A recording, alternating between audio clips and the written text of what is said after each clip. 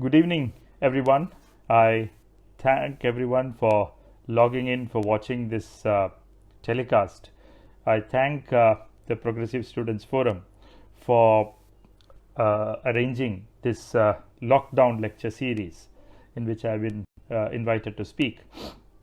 I also see that I have been, my lecture has been sandwiched in between big names, and I'm quite honored and humbled by the poster that has been released. I also see that you have an extraordinarily renowned speaker, globally renowned speaker, who will be talking to you on Saturday, Michael Roberts, on how the global economy is doing during the period of crisis. That Saturday lecture is something that I also look forward to listen to.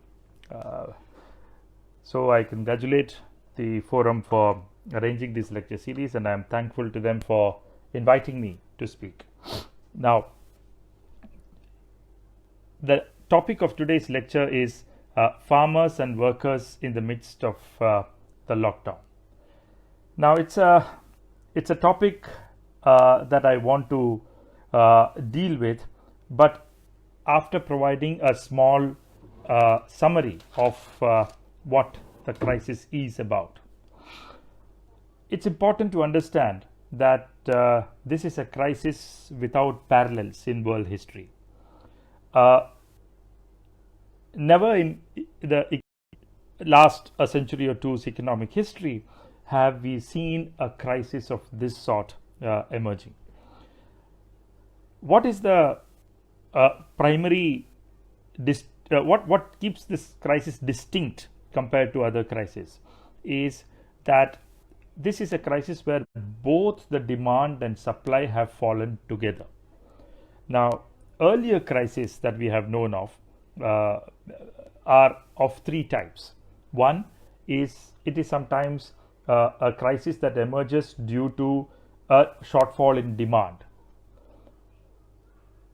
People have less money in their hands, and that is the primary problem. And if you are able to put enough money into the hands of people, then the demand problem can be taken care of, and you can come out of it. The second kind of crisis that you often see is a supply shock. There's a shock to the supply. Firms are not able to produce because of some debt burden or shutdowns, etc. As a result, you are not able to bring enough produce to the market, and that's a supply shock. There you need enough facilities to be provided to the producers, maybe better loans, maybe some incentives and so on, and they will be able to come out of it and by being able to produce more. A third type of crisis that we often see is sort of generated by a crisis not in the real economy but in the financial markets outside the real economy. It may be because of speculation in the financial market, or it may be a financial crisis out there which happened like in 1929, the Great Depression, or during the 2007-8 global financial crisis. What you see there is a financial crisis occurring in the financial markets outside the real economy, and that spilling over into the real economy and affecting the lives of people through a larger economic crisis. These are the three kinds of crises broadly that we have seen in recent economic history. But if you look at the crisis that has emerged now, you will see that it is not a demand crisis alone. It is not a supply crisis alone. It is also not a financial crisis for sure. You have demand and supply crisis coming together. So if you all remember, at some point you may have learnt the famous demand supply graph, the famous cross of Alfred Marshall. You would see that both the demand side demand curve and the supply curve are moving backwards. So economic theory tells us, textbooks will tell you that prices will be indeterminate if both demand and supply fall together. There is no surety what will happen. Prices are indeterminate. Now, while it has been noted in theory, it has never often happened in reality in the recent.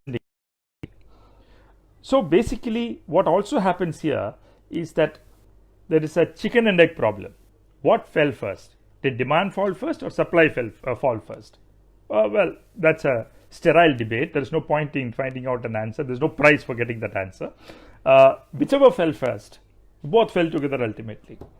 Now, when demand falls, supply falls. When supply falls, that creates a further fall in demand, and as a result, there is a further fall in supply. So there is a demand fall followed by a supply fall. The supply fall leads to another demand fall because less workers are being paid wages because of less supply, less production, and that spills over into the demand side, and that adds to the deficit in demand. So basically, you have a backward loop working in some sense. Demands fall leading to supply fall leading to demand fall leading to supply fall, and it's a constant backward loop into which the economy gets it. It's like a vicious backward circle that you enter into after a point. So basically, you are in a situation where textbook economic theory doesn't have an answer yet. You don't know what to do with this problem.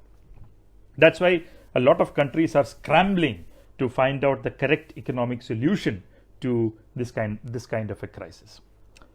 Now, there is another feature of this crisis which is important to note, which is that you can think of two graphs in your mind, which is the first one being what is called an epidemic graph, epidemic curve, which is simply the cumulative number of cases that you have in the society.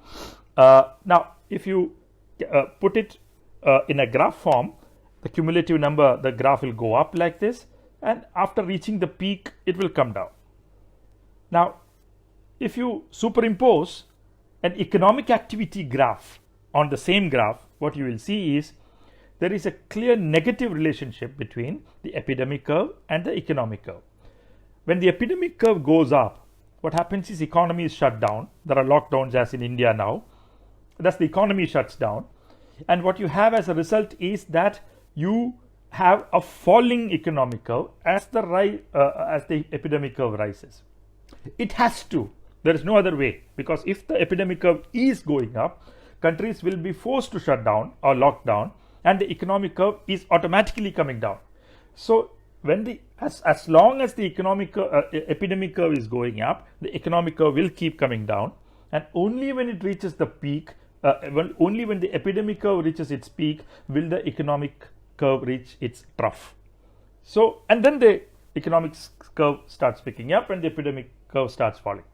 So it's a inverted U for a epidemic curve and a U for the economic curve. Now, this means that if you want to do anything with the economy, you have to set the pandemic right. There is no other way. You have to flatten the economic curve. You have to flatten the epidemic curve if you want to revive the economic curve. There's no other way to reach the economy at any point. This means that you have to, what is famously called as flattening the curve. You will have to flatten the curve in order to revive the economic curve. That is a second feature of this crisis. First is it is demand fall and the supply fall together. The second is that you have an inverse relationship between the epidemic and the economic curves. The shock is, of course, exogenous. As I said, it does not emerge from a financial crisis, but there are spillovers that can emerge from the real economy to the financial economy. Because if the lockdown proceeds beyond a point, then it means that there is no economic activity happening. When there is no economic activity happening, firms have no income, workers have no income, middle class is their incomes are falling, assuming that lockdown proceeds beyond a point, then what happens is people are unable to repay their loans to banks. As a result, what will happen is that banks will have high levels of default rates. Now, if the government does not intervene, default rates will blow up, and it can lead to a banking crisis over a period of time. So that is a spillover from the real economy to financial economy. It's a reverse of what happens in a financial crisis. There is also another problem that will happen. Millions of people in this world migrate, and a lot of foreign exchange reserves that countries obtain, including developing countries, obtain are from remittances. As a result, what happens is when people lose jobs outside, where, well, a lot of Indian people work in, for example, the West Asian region, the Gulf region, when people lose jobs there, you will see a sharp fall in remittances from the destination regions like Gulf or other regions to India or to countries like India. So when remittances fall, what you will see is your foreign exchange reserves will shrink unless there's some foreign capital inflow into your economy, which is not anyway happening, because about millions of dollars are now flowing out of emerging economies like India back to their home countries, because they're looking for safety. They're going back to the safety of their home countries. So foreign exchange reserves are not necessarily flowing into countries like India. They're flowing out of India. That is again a depletion of foreign exchange reserve. When remittances fall, that is again another foreign exchange reserve depletion. So you have also a very important crisis emerging, that will slowly emerge if the lockdown proceeds in the external sector as well. So that is another crisis that you can very clearly see emerging. So it's not something that is a health crisis alone. It is something that is an economic crisis that happens due to a fall in demand together, not just either of them. It is something that has an inverse relationship with there is an inverse relationship between the epidemic curve and the economic curve. The shock is exogenous, it's an epidemic, and however, it has spillovers from the real economy into the financial market. There can be financial crisis or banking crisis, and there can also be impacts on the external front. So these are important features of the crisis. That what I wanted to say here is that there is very little mainstream economics has been taken by a shock. Thanks to this crisis, it doesn't know what to do. As I'll try to say later in this lecture, mainstream economics has completely rejected its own sacred rules, sacred theories during this crisis, and they have gone into completely unorthodox forms of response. Those of you who have sat in my classes will remember that those countries are successful which do not get their prices right, but which deliberately get their prices wrong. Now that is exactly what has happened. You're not looking at what is the efficient way of doing it. You're not looking at whether you're looking at finally looking at an efficient equilibrium at the end of it or anything. You're basically looking at somehow generating the money and putting it into the hands of people or into the economy. That's something that every country in the world is currently doing. Now, that brings us to the question of what can be done and what is happening to people, the impacts, and so on. But I will sort of say two additional points here before I move into the topic per se. First is related to two conceptions that we have out there. There's a lot of discussion that happens in blogs, social media, newspapers, etc. A lot of discussion happens on the relationship between capitalism and healthcare. That's one set of topics that we need to engage with. Now, what is the argument here? One argument that you see all around you is that capitalism has created this pandemic. Okay, that is one important argument there. And they argue also that if pandemic has to be transcended, capitalism has to be transcended. Now, that is a very deceptively attractive proposition to make, but if you look closely at this debate, it's a bit complex. It's more complex than that. If you look closely at what we are seeing around the world, you will see that when pandemic of this sort in the world, that was the 1918, what is called as the Spanish flu of 1918, which is supposed to have killed some 50 million people across the world. A big majority of that was in India, in Western India. Now, this is a pandemic which did attract a lot of media attention like it is doing now. The world did not shut down or anything.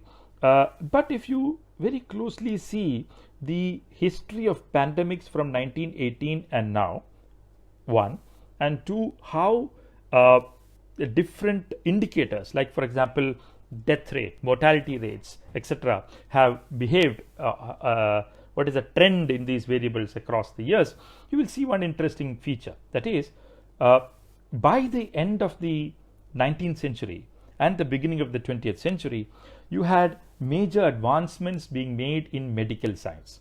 What are these advances? You had the discovery of germ theory, which for the first time said that diseases are caused by microorganisms, external microorganisms in a body. Now, you also had the discovery of Koch's postulates, where you found out how to isolate the microorganism. You also had the emergence of a large number of measures related to vaccination, particularly smallpox, cholera. You also had the emergence of a lot of prophylactic measures emerging across the world, more understanding of human body, its anatomy, its physiology, and how to deal with specific diseases that has been causing enormous mortality. What happened in the first half of the 20th century, that is during the First World War and between the two world wars and during the Second World War, and then after the Second World War, you saw a lot of these advances in medical science, in germ theory, prophylactic measures, the Koch's postulate, the learnings from the Koch's postulates, etc., vaccination, etc. They were in the capitalist West, in the capitalist world, incorporated, institutionalized into the public health network of those countries.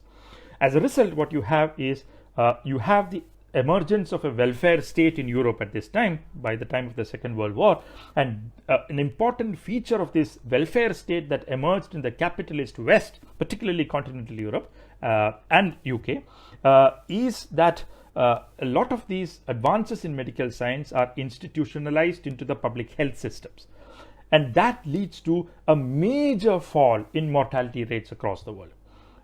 You do not see a pandemic like 1918 after 1918. You have had some crises. You have had the Hong Kong flu, the Asian flu, etc. after the war, but the number of deaths that you see in all those pandemics are significantly lower than the number of deaths that you used to see right from the times of bubonic plague in the 1400s and 1300s.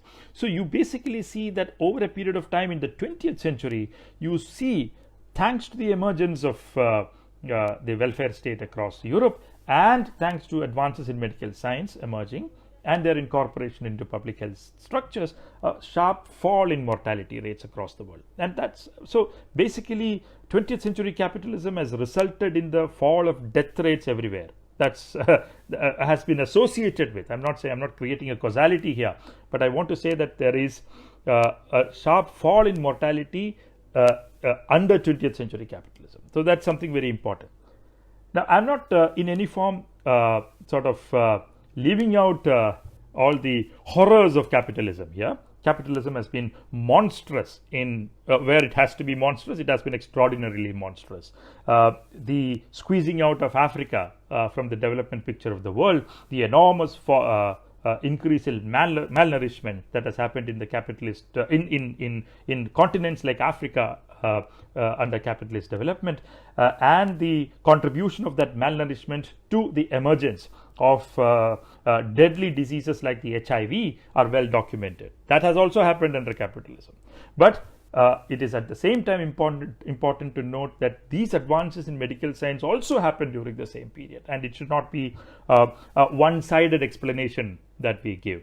Ultimately, the health systems have enormously been more equipped scientifically to deal with high mortality rates, particularly in the second part of the 20th century.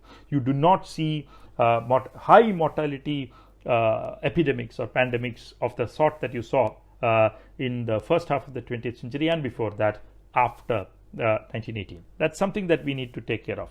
I'm also not forgetting the major world wars that capitalism and capitalist countries fought, and the number of deaths that resulted from them. Those are all the monstrosities of capitalism that are out there. But I'm simply talking of diseases and their impacts. So my point is, it's a bit complex, that disease. The second important point to note is capitalism's structure and pandemics.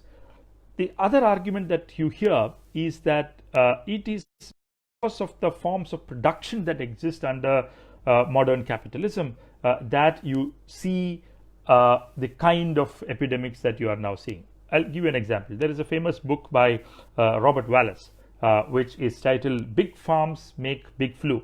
It's a very well discussed book, particularly with the emergence of this pandemic. What Robert Wallace argues is that because capitalism's production structures are large scale and the production conditions are very intensive, what you see is that you have, over a period of time, increased contact between increased engagement between the wildlife sphere, the livestock sphere, and the human sphere. So basically, these three spheres have been more intensively brought together by modern day capitalist production structures, which actually has led to a particular feature of modern day, which is that it is zoonotic diseases, which are diseases that emerge in wildlife. They quickly jump into the livestock space and from there to the human space. So there is a quick transmission of viruses, microorganisms like viruses, from the wildlife sphere to the human sphere. And that's also because capitalism created such production structures. For example, large broiler chicken factories, large pig farms, etc. These are examples that are usually provided. This is also a problematic argument in my view. I say this for the following reasons. First is that if you look at it closely, the bubonic plague did not emerge due to such intensive production structures, nor did the 1918 Spanish influenza. Now, the spread of epidemics and pandemics has preceded capitalism and has happened under capitalism as well. There is nothing very specific to capitalism here. But if you look at the emergence of zoonotic diseases in particular, you will see two important features there. First is that have increasingly happened because of deforestation, which is a fact. Whenever deforestation happens, there is increased penetration of human beings into wildlife space, and then there is a quick chance of microorganisms jumping from wildlife to human life. Now, this is one reason why zoonotic diseases are very common. That's possible. But however, at the same time, one of the biggest contributions of intensive agriculture has been the reduction of deforestation. What the emergence of intensive agriculture has done is to reduce the need for humankind to depend on new land created by deforestation to cultivate new crops in order to feed the rising population. Because there has been rise in productivity because of intensive agriculture, it has not become so necessary to cut down forests and go in for deforestation. So it has actually been protecting us from the emergence of more zoonotic diseases in one form. The second is that when there are large-scale production structures, that is a fact. That serious point. If you have large-scale production structures that are there, then it becomes your life and your production system becomes more vulnerable to the jump of a virus from the wildlife space to the livestock space and then the human space. Now, that's a serious argument. But the solution to that, in my view, is not to sort of look at large as bad in any form, but what you need to do is to look at new solutions to this problem, such as, for example, better biosecurity policies. Now, capitalism and capitalist production structures have been unable to ensure better scientific biosecurity policies because of the pressure of profit. That's a fact. They are more looking at better, higher profits, efficiency, cost cutting, and so on, rather than providing what space between different animals and so on, which will be better biosecurity. Because if you increase the space between animals standing in a dairy farm, then you will actually lose space to keep more cattle or cows or buffaloes in the same farm. That's actually not cost cutting but cost raising. They won't do it. So there is an inherent tendency in capitalist enterprises to not cut costs the way better biosecurity would demand. Now, that is a problem. That's a problem, and that's a real problem. I think that's something that in the days to come, you will see more focus on biosecurity as a very important feature of production systems. That's the way it is going to go. So it's not simply. So I'm not very enthusiastic about this whole thing about big farm production structure. Magically big flow. So it's more complex than that, and I just wanted to flag that here. There is one more point before we start on the lecture per se. I'm sorry, I'm too much stuck with the premise. Now there are 2-3 contexts that we need to understand here. Related to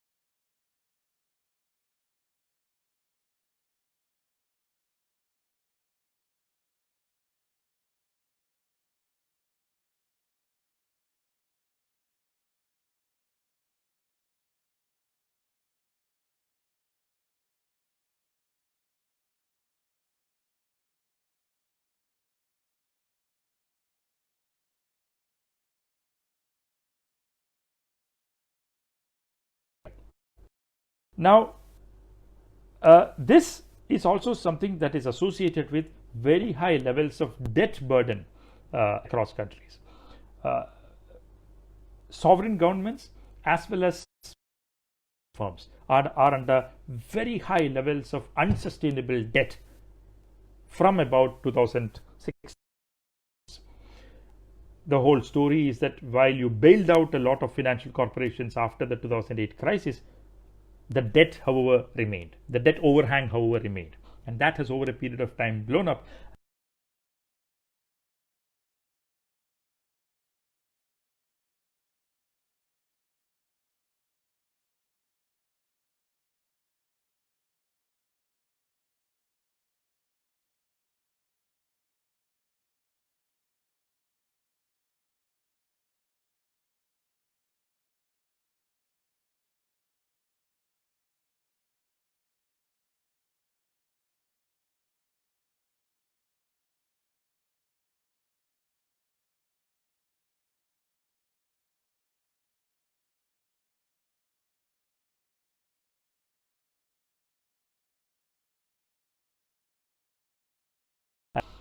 To be able to deal with a pandemic like this. Now, that is something very important, because you have had neoliberalism for about 30 to 40 years now, beginning from the early 70s. What you see here is that every aspect of public health that was built by the welfare state in capitalist Europe, capitalist West at large, has been meticulously dismantled by neoliberalism. So our health systems across the world are now completely incapable of dealing with a pandemic of this sort. Lawrence Summers, for example, the neoliberal economist from the United States, had come out with this argument, come out with this statement where he wondered why is the largest economy of the world not able to produce enough face masks, right? Now that's a good question. By looking into a mirror, because it is the very ideology of neoliberalism which he espoused so proudly till yesterday, that this welfare state across the world. Public health has been made sort of so weak and unable to meet with to sort of deal with a pandemic of this sort. There aren't enough hospital beds, there aren't enough ventilators, there aren't enough doctors and nurses.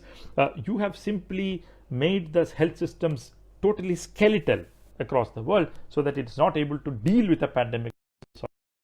It's a shock. And the private health system, whose virtues were so tom-tommed till yesterday, is not even in the picture. They have run away. They are not available. They're just offering their hospitals to the government to say, please take it. We are not able to deal with it. And the government in many countries is actually nationalizing private hospitals, like in Spain and Italy, to take care of the pandemic. Including in UK, where the NHS is a very strong institution, you still have this problem, because over the years the Tories, the Conservatives, have led a sort of have initiated a series of programs where NHS is understaffed, it has poor infrastructure, and so on. So that is something that so what I mean to say is, when the epidemic struck, the world economy was already slowing down. It had high levels of debt. It had unacceptably high levels of inequality, for example, including in India. The most recent report I saw, it says that 63 Indians have a total wealth which is more than the annual budget of the Union of India. That's the kind of inequality that you have. You also have neoliberalism, which has, over a period of time, made public health systems completely unable and incapable of dealing with a pandemic of this sort. Now, final point in my premise is that rulers across the world have ended up exacerbating the crisis that we have. Donald Trump, Bolsonaro, Boris Johnson, and India's own Prime Minister, they've all in some form or the other taken this crisis lightly from a very early day.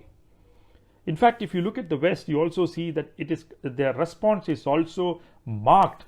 Trump, Bolsonaro, Boris Johnson, all their responses were also marked by a complete rejection of science and reason in many ways.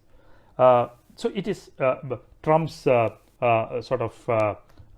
celebration of hydroxychloroquine, even when his own health advisor is telling him not to try that drug as yet, because tests are going on.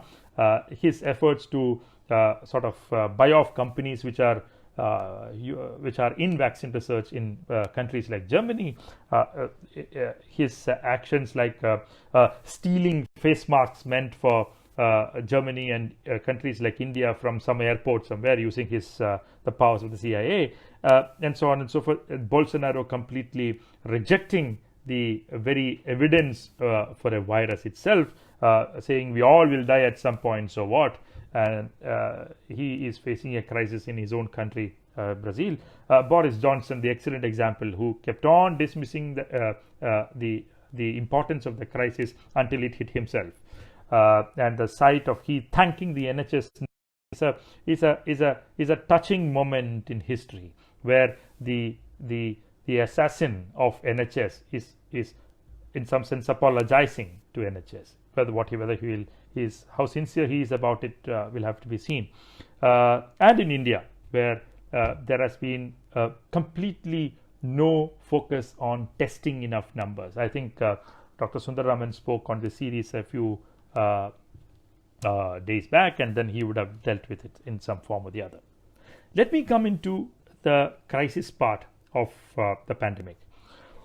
Now, let me first look at, because workers amidst the pandemic, look at, for example, what is happening in food and agriculture. The key point to note, in the way I have looked at it in the last few days, I have been worried about three questions when I look at food and agriculture and farmers. The first question to ask is, do we have enough food to feed our populations in this period of pandemic? Number one. The second question to ask is, what is happening to food prices in this period? Why are food prices important? Food prices are important because it is in essence an indicator of access of food to the poor. If you look at, for example, the Bengal famine of 1944 and other such events in the past, or the Ebola crisis of 2014 in Africa, you will see that higher food prices have always led to very reduced access to food for the poor, and that has over a period of time led to high levels of mortalities by itself, not by the virus per se, but deaths independent of the virus as well, due to hunger, malnourishment, etc. Now this, so that it's important to ask this question: what is happening to agricultural price?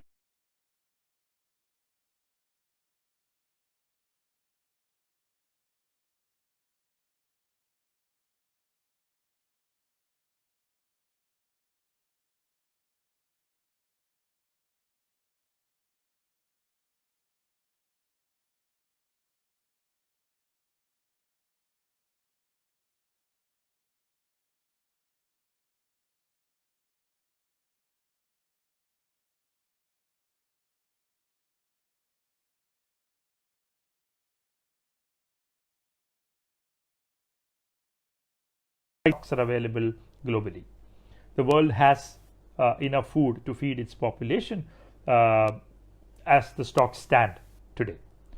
What does this mean? If you look at data from the Food and Agriculture Organization, the FAO, you will see that they use a particular kind of a ratio, what is called as a stock to use ratio. That is, how much stocks do you have divided by total consumption in a year. So if you will see that number, that is, it shows that if I am consuming 100 kg in a year, how much of it, how much quantity do I have as stock currently? The number is about 30%, 1/3. Stock to use ratio globally for cereals is about 30%. For rice, it is about 35%. For wheat, it is about 35%. For core cereals, it is less, about 29 or so, but it's around 1/3. So FAO says it's comfortable because we have these are very comfortable numbers. We have enough food to feed our population for a while now. But there is a problem in this argument, which is that global stocks are not the same as national stocks. They're different. 52% of the total stock of wheat is with one country, China.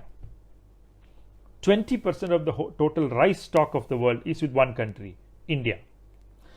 What has happened during this pandemic is that country after country has turned precautionary and has closed its borders to trade. And as a result, what has happened is countries, large producers of rice and wheat, are not trading anymore or exporting anymore to the world. The third largest exporter of wheat in the world, Kazakhstan, stopped its exports recently of wheat. The third largest exporter of rice in the world, Thailand, has stopped its exports. Russia, the world's largest exporter of wheat, is thinking about restricting its exports to the world. It's unclear what India will do. India is currently, I think, exporting a little bit, but it's largely of basmati varieties of rice. But it's unclear what India will do. But country after country is slowly thinking about turning precautionary and closing their borders to exports. If that happens, if the lockdown proceeds and countries do not trade anymore in the world market, then it will be problem. If you look at different countries of the world, the top rice and wheat importers of the world, they have stocks to feed their populations for about a month. Some have about just for a month.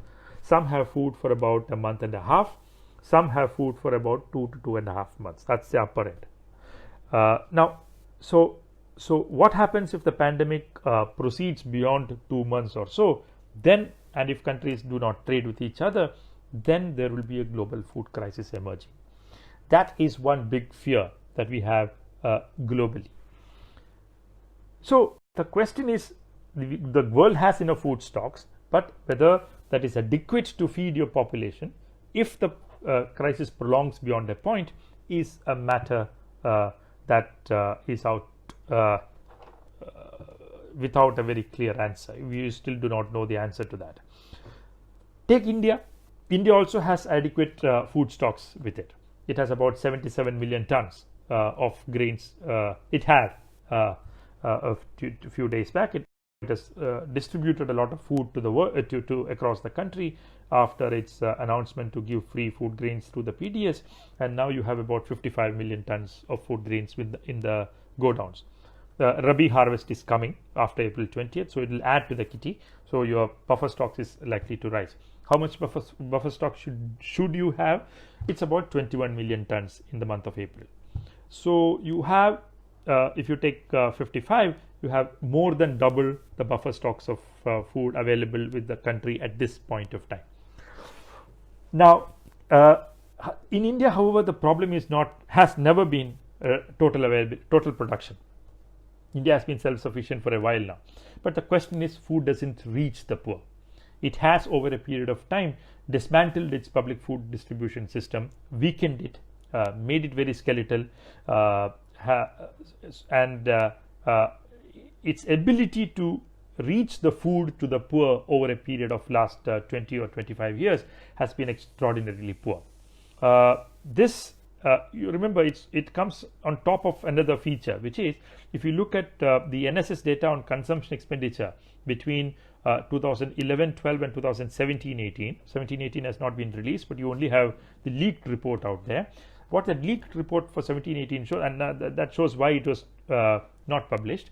The numbers actually show that you have a fall in the real consumption expenditure on food in India, in rural India, between 2011-12 and 2017-18. That's probably for the first time after the 1970s that it has fallen like that. That means that poverty has risen in absolute terms during this period. That is, estimates by different people show that the poverty rates in rural India would have risen between 2011-12 and 17-18 by somewhere between 5 percentage points to 8 percentage points. That's the kind of increase in poverty that you're likely to have seen in this period. So this food shock that you see now, what I mean, I'll come to it when I discuss the next question, shows that food stocks per se are not quite a reason to celebrate in any form. Food stocks are adequate at this point of time, and that part is taken care of. The problem comes when we take the second question, as I said earlier, which is, what is happening to food prices? Now, what do you expect? How do you expect food prices to behave during a pandemic? They will fall or they will rise? You don't know, because prices are indeterminate when demand and supply fall together, as I said earlier. Now, that means that it depends on what happens to the demand and supply. You know that both demand and supply has fallen. But if you look at what has happened to food prices, a very interesting phenomenon emerges, which is first that the FAO global. Let's look at the world in particular. FAO gives out information on World Food Price Index, what they call. They also put out World Cereal Price Index, Meat Price Index, Egg Price Index, and so on. Now, if you look at these numbers, you will very clearly see that price indices have fallen between February 2020 and March 2020. Now, what does this mean? Price indices falling. You would actually expect that in a pandemic, food price cutting access to the poor to food and thus increasing hunger and malnourishment. What has happened here is something very different. What has happened is food prices have fallen. Now, why have food prices fallen? Food prices have fallen. Globally, it has fallen because of two reasons, as the FAO itself admits it. That is, one is weakening demand for food everywhere. Food demand is falling everywhere. People are not eating enough food. Demand has fallen. Why? Why are people not eating food? People are eating food because they have no income. They have no employment. They have no wages. They have no income, and they have no food. They have cut down on their food consumption in order to get around with the situation. So this means that declining demand for food and consumption of food is one of the very important reasons for the fall in food prices. Second reason FAO says is don't get bogged down by this food price per se, because it has a problem. And the problem is that it is falling because world maize prices have fallen. Why have maize prices fallen? Maize is an ingredient in the production of biofuels and like ethanol, and the demand for ethanol has sharply fallen because in countries like US, where there's a lot of fuel consumption, people are not driving because of the lockdown, and second is because oil prices have fallen across the world. You have a situation where now biofuels have a competition from falling oil prices. There is substitution happening there, and as a result, less people are buying biofuels, and so ethanol prices have really crashed, and maize prices have also crashed. That's why world food prices are falling. So there are two reasons why food prices are falling across the world. One is the less demand for food across the world, and second is maize prices have fallen. Now come to India. In India as well, you will see that both the wholesale price index and the consumer price index has fallen in India between February 2020 and March 2020. April 2020 data we don't have. Here again, there is no problem. So the only problem in India that we have is declining demand for food, and every data that you see will actually show that this is a problem. I'll give you one number which is more official, and second which is an anecdotal number. This first number is related to an institution that people in Tata Institute are very close to, which is APMC Vashi, the Agricultural Produce Marketing Committee in Vashi. Look at Vashi market. I spoke to its office bearers. Before the pandemic, about 700 trucks of food items used to arrive at the APMC Vashi market on a daily basis, every day. After the crisis began, lockdown began, for a large number of days, only 150 trucks at the maximum arrived into the market. So you have a fall from 700 trucks per day to 150 trucks per day. Why has this happened? Because there are supply disruptions everywhere, trucks are not able to reach, and so on. But the point to note here is that even though the number of trucks arriving fell from 700 to 150, there is no change in prices. Prices have been largely intact. Why has this happened? Because your demand has fallen at a much sharper rate than the rate of fall in supply, right? So there's a larger demand fall compared to supply fall, and as a result you have food prices remaining largely stable. In many cases food prices have fallen also. So the second anecdote that I want to give you is with my local vegetable retail dealer near my house, where I speak to him every week.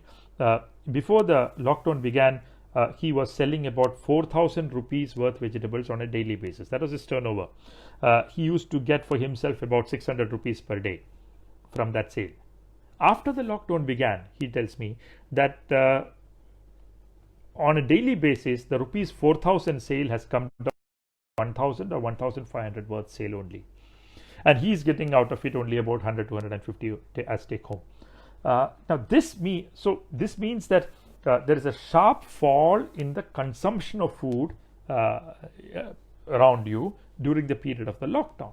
Now the point to understand here is that food prices have not risen, but they have actually fallen in India, and the only reason why it has happened is that there is a falling demand for food and falling consumption of food in this period. People are there's enormous hunger around us.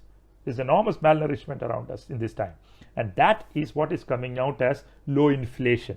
Now, Reserve Bank of India can be happy that there is low inflation, but like we say, you have blood in your hands and so on. You have hunger in that number.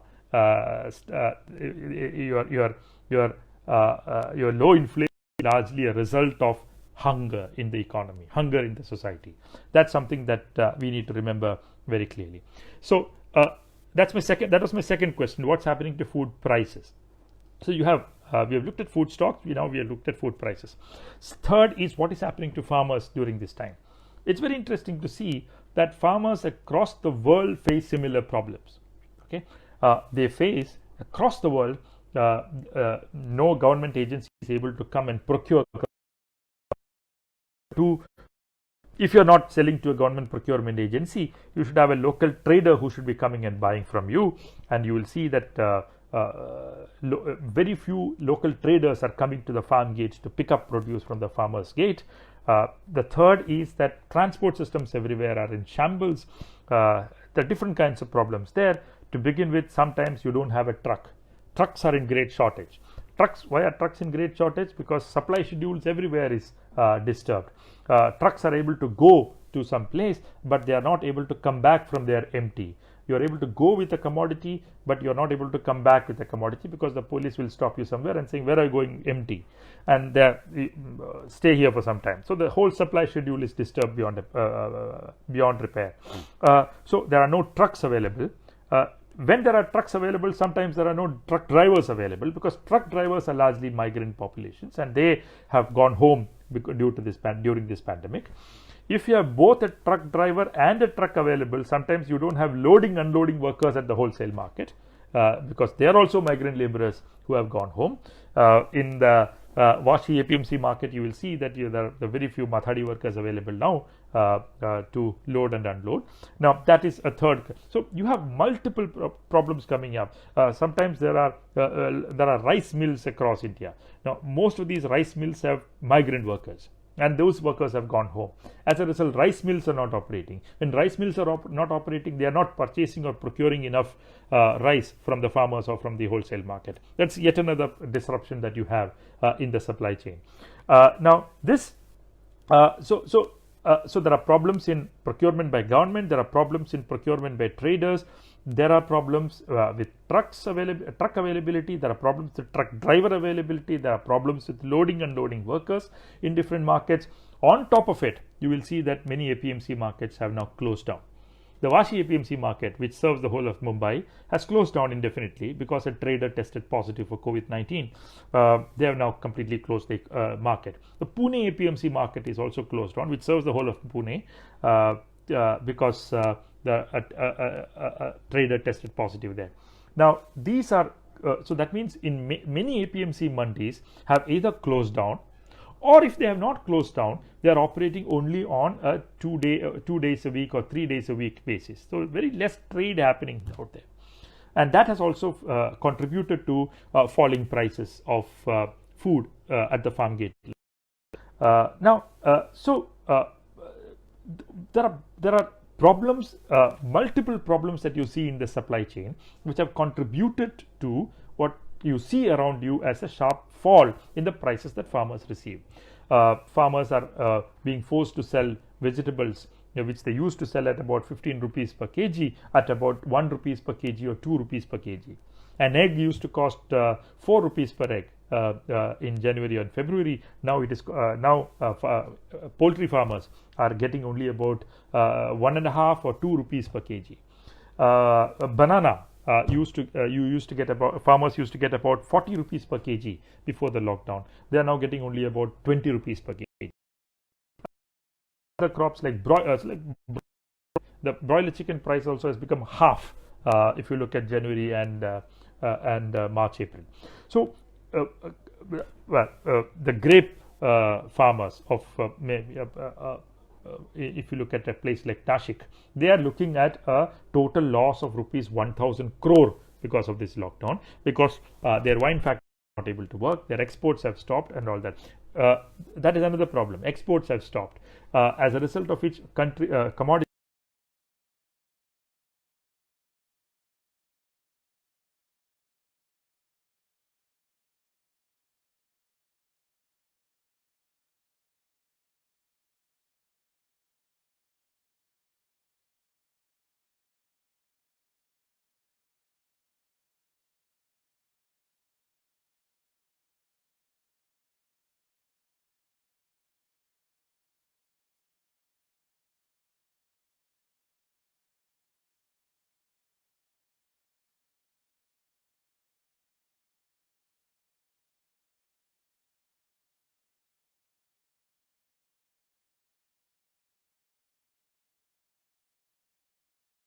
then it's a simple problem. The number of switchboards that you had in different ports in China, because a lot of refrigerated containers come and they have to be continuously refrigerated. You need electric plug points there.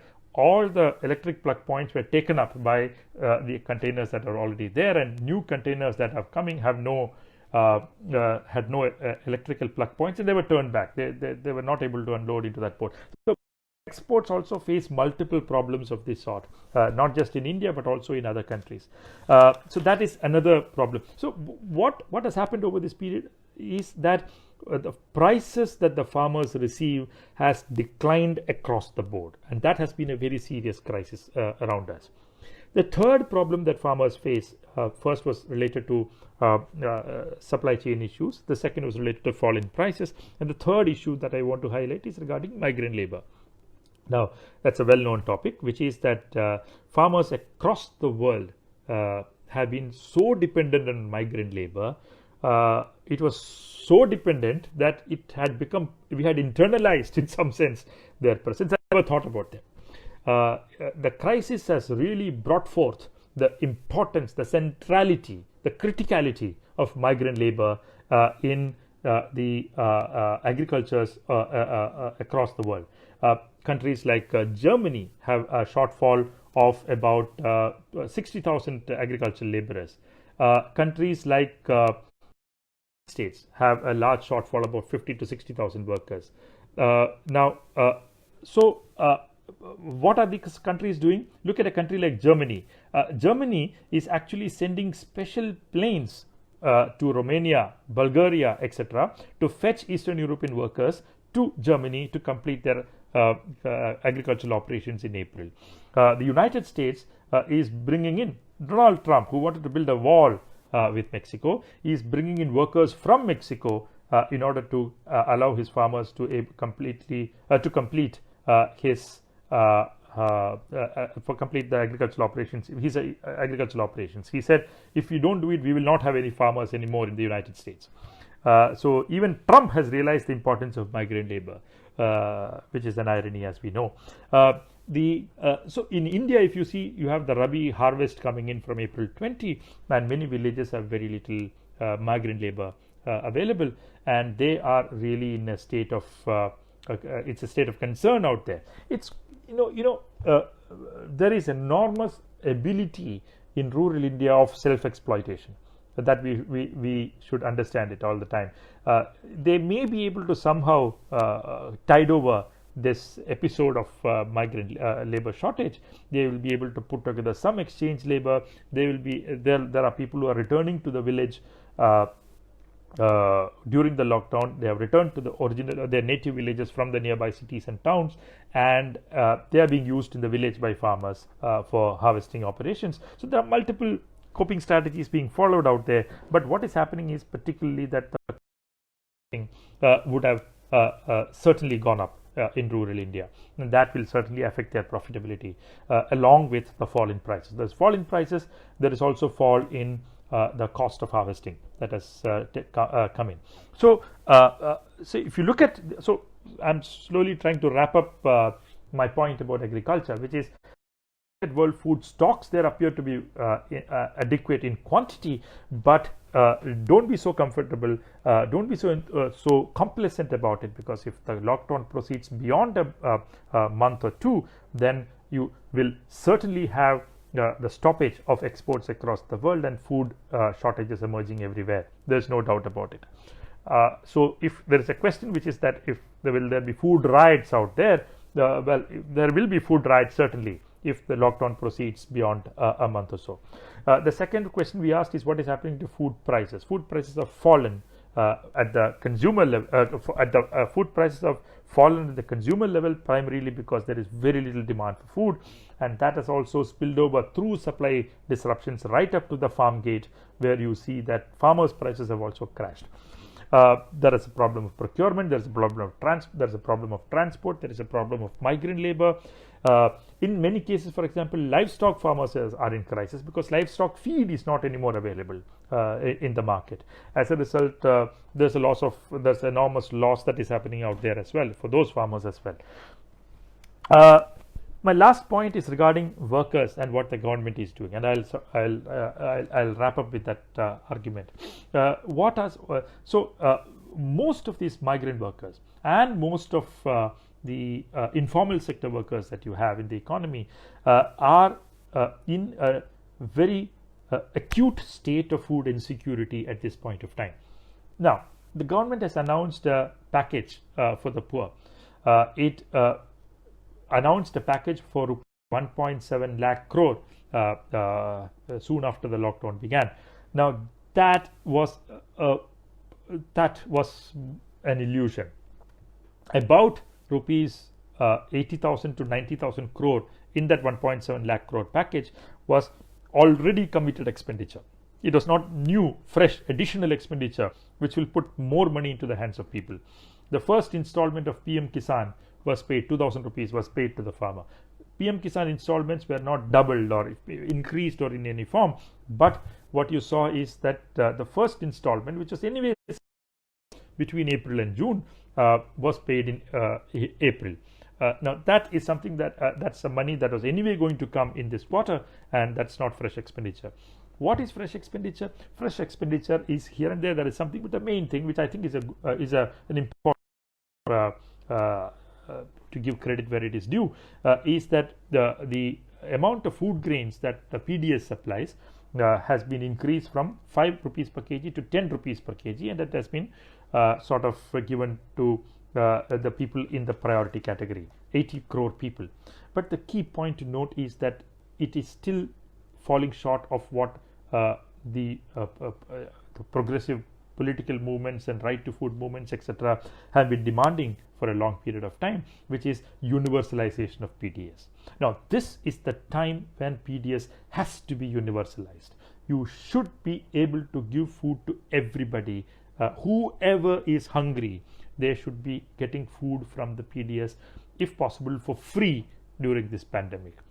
That is the central, that should be a very central demand from all of us to this government. Food grains should not be allowed to rot in the FCI go downs during this pandemic when millions of people around you are going hungry. Why have workers come out in Surat, in Mumbai, Bandra, and other places? Why have they come out and wanted to demanded with the government they be sent home?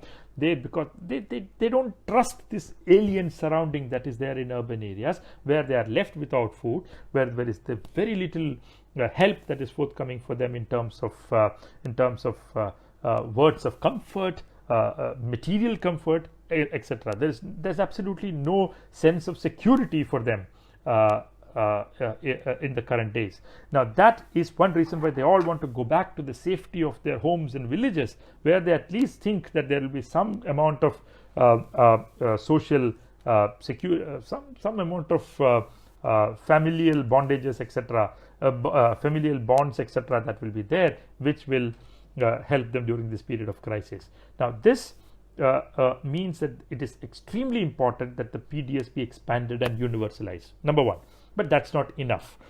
You also need to look at other related ways of reaching food to the needy. The first I would like to speak about is infants between 1 and 3 years of age. It is extremely important that we ensure that the Anganwadis, the ICDS system across the country is activated to ensure that milk and other protein-rich food is ensured for the infants during this period of lockdown. The state to learn from here is very clearly Kerala. I think the Finance Minister Thomas Isaac spoke in this forum a few days back. I don't know if he mentioned this, but what Kerala did was every Anganwadi worker went to the houses of all children under them and ensured that food is delivered for these children at home. I always say that we all speak about flattening the curve at some point, but what Kerala has done is it has bent the curve. It's already it's like the old movie Bend It Like Beckham. There is a new term that I think we need to use, which is like Bend It Like Kerala. So it is very important that you learn from the important interventions that you have in Kerala, so that other states are also able to bend it like Kerala. Infants got milk and other food items at home. There are also every panchayat community kitchens in these areas. So you basically anybody can walk into these community kitchens and eat, and if there are issues related to social distancing, there are volunteers available who will be able to deliver packed food from these community kitchens to your houses. So you have to keep people not just alive but also in good shape during this crisis, because when the crisis is over, you should be able to come out and start activity. So people need to be in good health, people need to be in good nourishment during this period, and community kitchens, ICDS, Anganwadis, PDS, they all have a very important institutional role to play during this pandemic. And it's unfortunate that the government has not been sort of quite clued in as to how to deal with this crisis. It's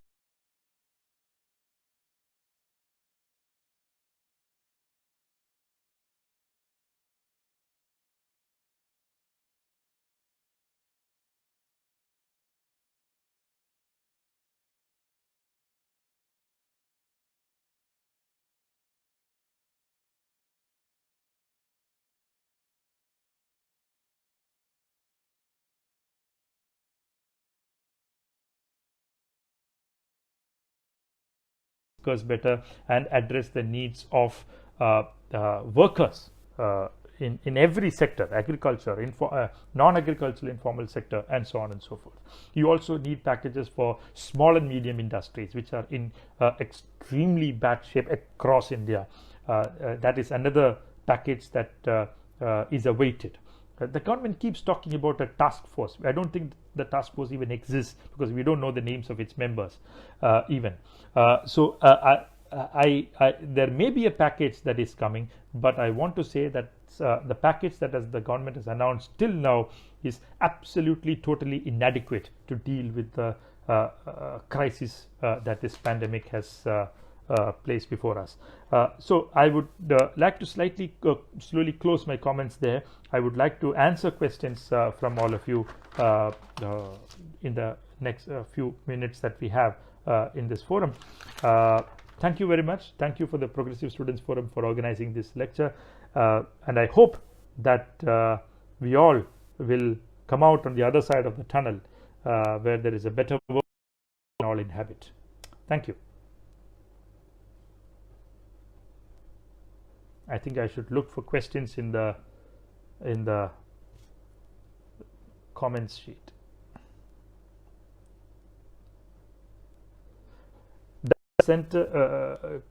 Could the center have come up with farmer-focused comprehensive action plan soon after the lockdown? Yes, absolutely. I think if the lockdown was announced with some amount of strategizing behind it, where the government had sort of thought about, look at for example Singapore. Singapore closed down and it gave 5 days time for people to adjust to the lockdown. Here the government very well knew that you're going to lock down, because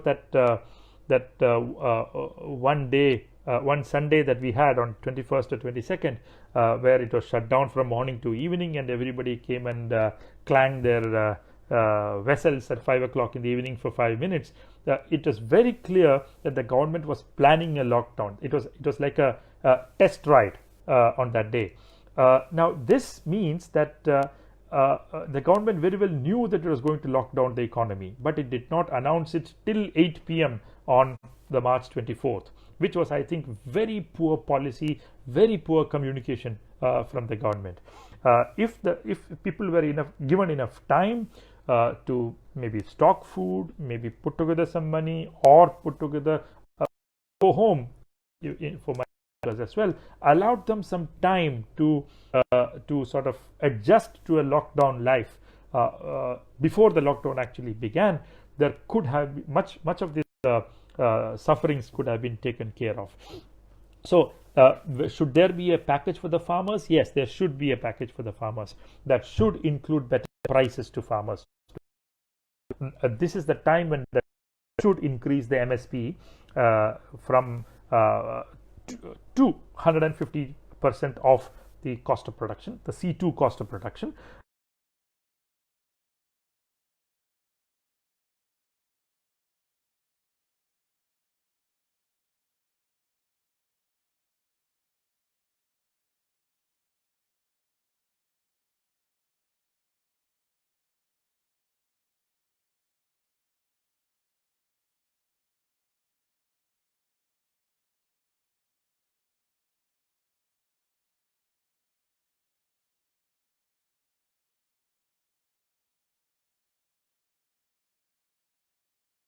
That I see is, how do you view cash transfers as a policy instrument during this time?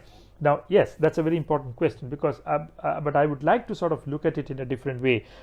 Cash transfers are important. Cash transfers can be done, but it's very important to note that cash transfers alone will be sometimes counterproductive. I say counterproductive because if you do cash transfers, what you will have is an increase in demand for commodities at that point of time, because when people get cash, suddenly the demand goes up. There's more money with people, but will supply respond to that rise in demand? If supply does not respond to that rise in demand, there is surely going to be a rise in prices, more unrest. That's the recipe for food riots in some sense. So if you do not set the supply schedules right, if you do not reduce disruptions in the supply chain and simply give cash to people, what will you do with the cash? It will raise demand, but if supply does not respond, it will lead to rise in prices, and the real value of the cash transfer will surely go down in a short while. So it is a policy that has to be used very judiciously. It has to be used very carefully. I am not a votary of cash transfers in social policy. I think it is, in my view, it is a neoliberal.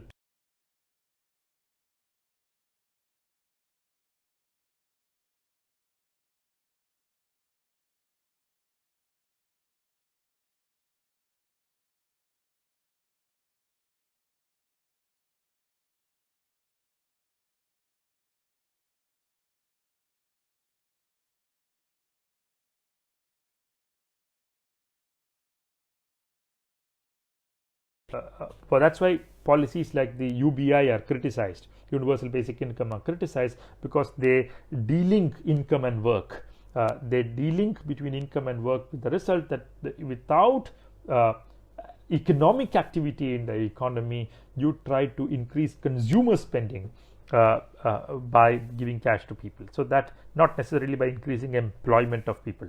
So that is a key drawback to any cash transfer policy. I stand opposed to it, but in emergency situations like this, you will need to give cash transfers. The government has not given any cash transfers of any significance to people.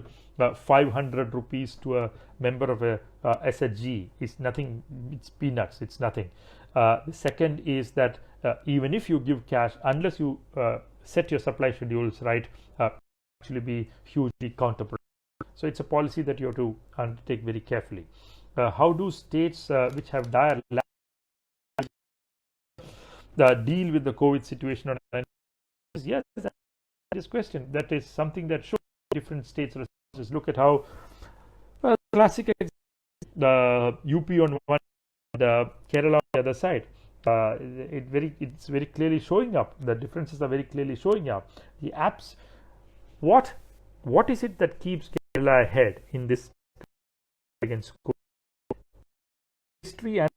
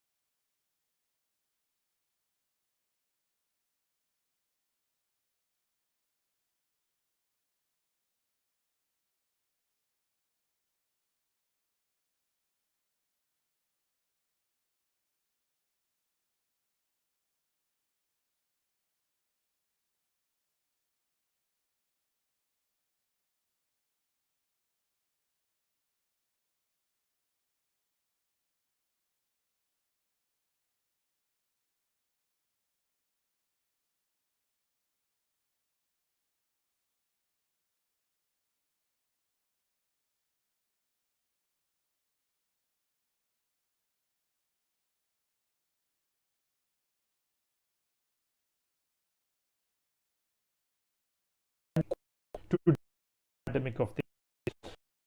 So other states like of Bihar have been completely ill-equipped to deal with a crisis of this sort. So obviously there are different across states.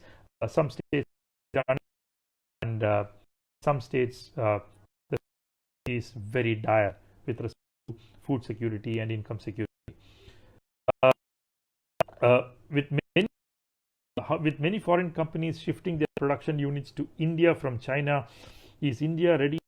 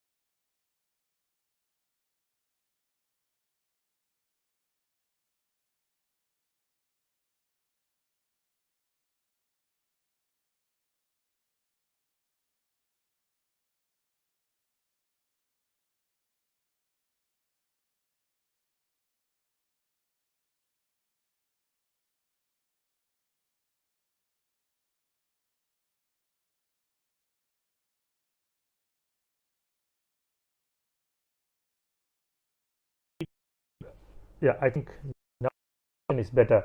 I was on China, and I was trying to say that it doesn't appear that uh, uh, a lot of production structures will come from China to India. Number two, I do not think China will be in a poor shape after this crisis is over. China will actually is likely to emerge stronger from the crisis, and it is likely to be an economy to watch out for.